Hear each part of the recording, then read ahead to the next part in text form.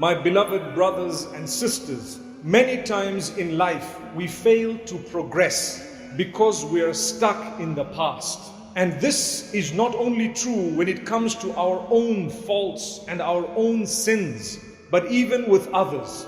At times it is in the best of your interests to let go of something that looks like you cannot let it go. But in order for you to progress, you must let it go.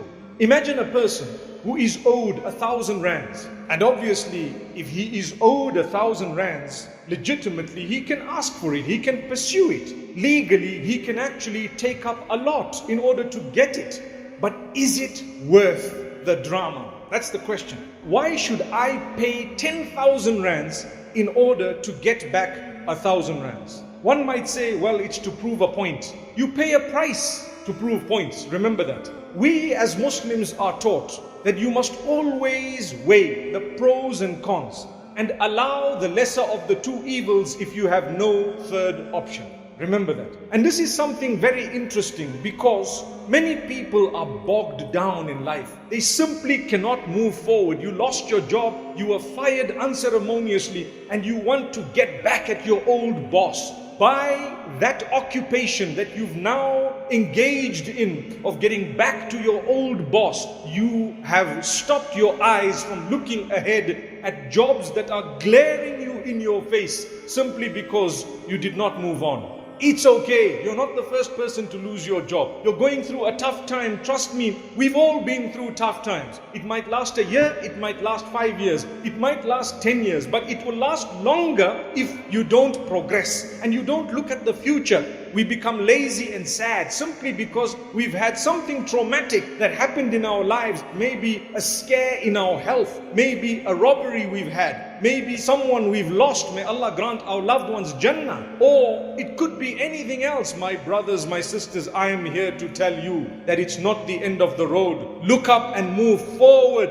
If at all you want to look back, it should only be to learn a lesson, but not to get stuck in it in such a way that you don't move forward. Remember this. So the Prophet ﷺ, at the time of the victory of Mecca, which is a powerful example, he came into Mecca with an army of tens of thousands. And what happened? The people of Mecca who had harmed the Muslims, they had usurped their wealth, they had abused them, they had killed many of them, and so on. Here comes Rasulullah ﷺ, and he asks them the famous question, O people of Quraysh, what do you think I'm going to do to you today? Imagine someone who's harmed to that degree. I don't even want to get into it, but it's very bad. And then here comes the messenger with all the power saying, what do you think I'm going to do to you today? Imagine if a guy today from amongst us had to tell another who has killed from his family or usurped the wealth, driven them out of their homes for years on end, and he comes one day powerfully. What do you think I'm going to do to you today?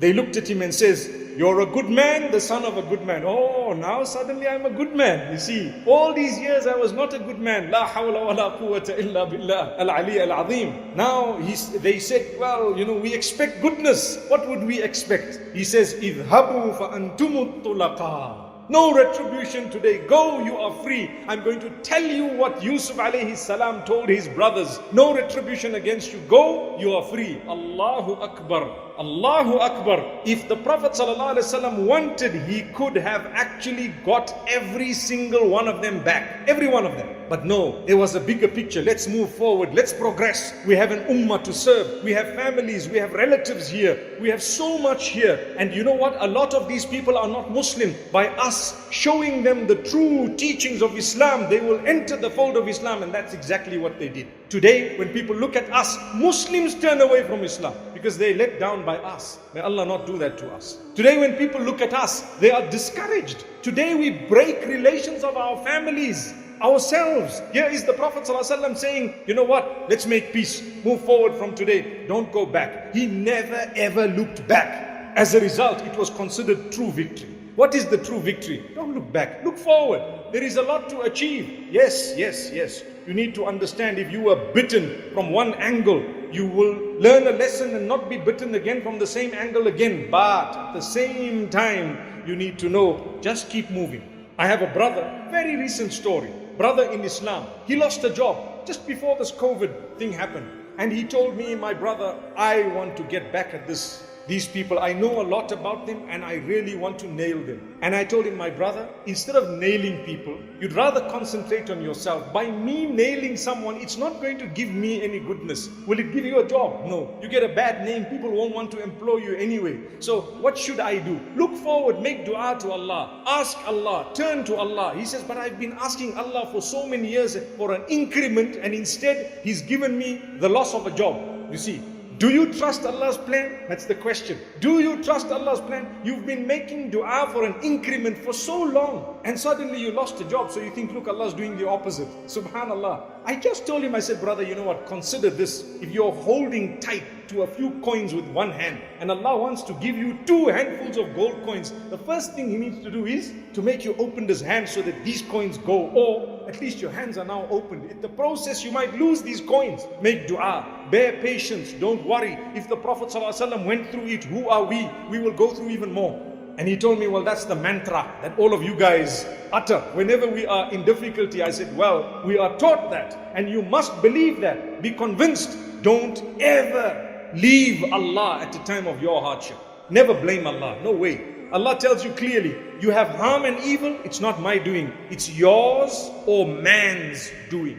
ظهر الفساد في البر والبحر بما كسبت أيدي الناس ليذيقهم بعض الذي عملوا لعلهم يرجعون. Allah makes it clear that all this chaos and corruption and all nonsense you see on earth, it has become apparent because of the handiwork of mankind. You guys did it, not me. Allah says, don't blame me for the evil. So I told this brother, I said, brother, make dua and Allah will open your doors. And he says, okay, you know what, I'm a Muslim, I've been doing dua, I'm not going to leave it, but please make dua that Allah strengthen me. Trust me, COVID took over, as you know. Life changed, I hope temporarily.